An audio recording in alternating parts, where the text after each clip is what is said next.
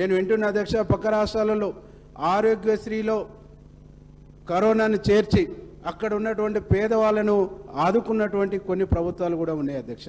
కానీ ఈ ప్రభుత్వాన్ని అప్పుడు ప్రతిపక్ష నాయకులు ఉన్నటువంటి మా రేవంత్ రెడ్డి గారు కానీ అట్లాగే ఉత్తమ్ కుమార్ రెడ్డి మా బట్టెన్న ఆరోగ్యశ్రీలో చేర్చండి అని చెప్పితే కూడా చేర్చనటువంటి ఒక పరిస్థితి మనం చూసినాం అధ్యక్ష.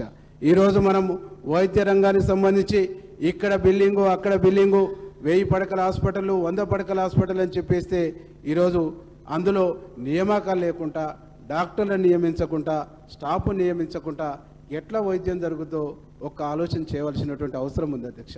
అధ్యక్ష, ఈరోజు ఇట్లా చెప్పుకుంటూ పోతే ఒక్క రంగం కాదు అధ్యక్ష, అన్ని రంగాల్ని అన్ని విధాలుగా ధ్వంసం చేసినటువంటి ఒక పరిస్థితి అధ్యక్ష.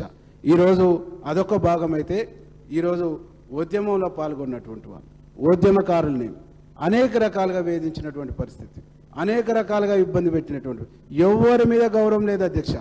తెలంగాణ ఉద్యమం అంటే తెలంగాణ అంటే ఇక్కడ సబ్బండ వర్గాలు సబ్బండ కులాలు సబ్బండ వేదికలు పనిచేసినటువంటి ఒక పరిస్థితి ఉంది అధ్యక్ష. ఆ పరిస్థితుల్లో గద్దర్ లాంటి ఒక గొప్ప వాగ్దేయకారుడు, గద్దర్ లాంటి గొప్ప ఉద్యమకారుడికి ఘోరమైనటువంటి అవమానం జరిగినటువంటి ఒక విషయాన్ని ఈ సందర్భంగా నేను ప్రస్తావిస్తున్నా అధ్యక్ష. నేను చిన్నప్పుడు నేను చదువుకుంటున్నప్పటి నుంచి చూసిన అధ్యక్ష, గద్దర్ అన్న తెలంగాణ ఐక్యవేదిక, తెలంగాణ జనసభ, తెలంగాణ సంఘర్షణ సమితి అనేక వేదికల ద్వారా తెలంగాణ సమాజాన్ని చైతన్యవంతం చేసినటువంటి వ్యక్తి గద్దర్ గారు, తెలంగాణ సమాజాన్ని చైతన్యపరిచినటువంటి వ్యక్తి గద్దర్ గారు.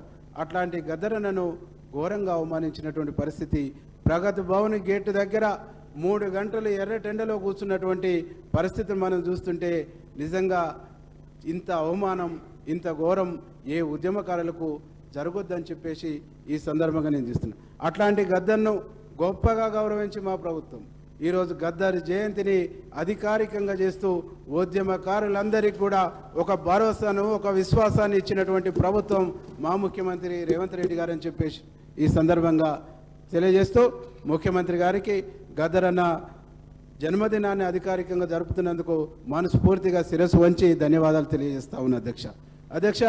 ఇట్లా ఒక్కటి కాదు అధ్యక్ష, ఈరోజు ఉద్యమంలో పాల్గొన్నటువంటి వాళ్ళు చాలామంది యూనివర్సిటీ వాళ్ళు కలుస్తుంటారు అధ్యక్ష.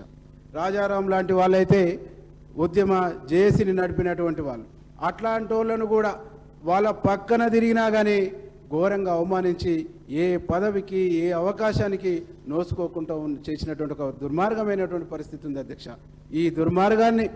ఈ దుర్మార్గమైనటువంటి పాలన అంత మోదించాలని చెప్పేసి ఈరోజు ప్రజాపాలన వచ్చింది, ప్రజాప్రభుత్వం ఏర్పడ్డదని చెప్పేసి ఈ సగర్వంగా చెప్తా ఉన్నా అధ్యక్ష.